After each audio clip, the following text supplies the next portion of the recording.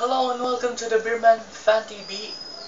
After San Miguel Beerman had beat Ebrable Port Batang Pierre in the first ever PBA game of 2015-2016 season.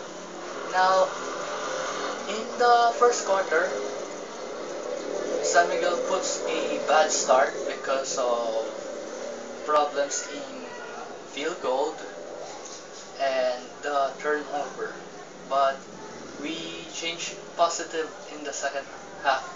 What a good performance by Gabby Espinas because of 4 consecutive shots, and he is now with double digits. Now in the third, Global Port have put their run to edge closer to our San Miguel Beerman in the lead. Heading out to the fourth, Global Port is still not giving up in their points. However, San Miguel can easily pull it on in the 11-point victory over Global. Now, in players, maganda ang performance ni Gabby Espinas sa second quarter. In the halfway mark of the second, in a 4 consecutive shots, maganda ang nilalaro si Gabby Espinas. At ako, na-impress ako sa kanya dahil good on contact shots. Kaya chinir ko kay Gabby Espinas ng anumang kadalian sa game na ito. At yung isa naman, si JR Reyes, there's own step up kasi he has a big shots that he made. Only he scored 7 or 8 points something.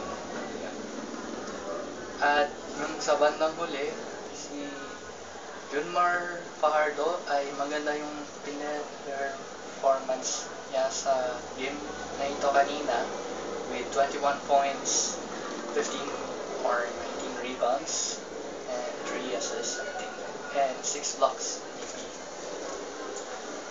And so Junmar is a big defensive play because he just won last season as a MVP and Defensive Player of the Year, and also Best Player of the conference in the last season.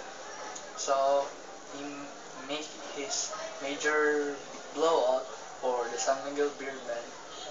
Kagagaling siya sa injury, nanumbalik sa career niya sa paglalaro ng basketball. He's now back on track, and I was bet on him and counting on him. Now my player of the game in this match will be Gabby Espinas dahil sunod-sunod na good performance in the second quarter, but in fourth quarter he's never give up in the points, kaya hindi siya nawalan ng pag-asa para makascore sa bandang huli. Now, anyway, what is your best player of the game against Global Port in a victory win on San Miguel? It's also in the comment section below, and I will see you in the match review show, and I'll see you there. I'm Andrew Alvaro, and I'll see you, Inshallah, bye.